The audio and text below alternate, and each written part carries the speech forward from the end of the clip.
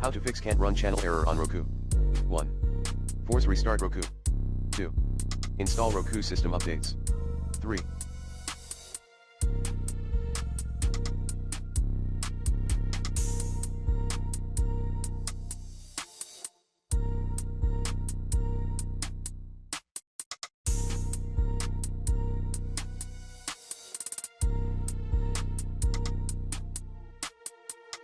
Reset your network connection.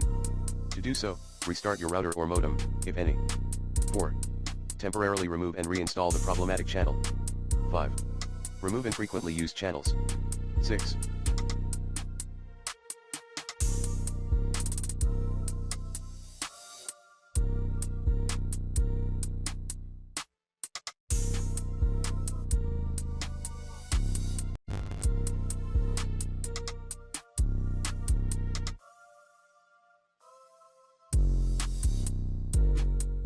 Expand the available storage by using some supported micro SD card. 7.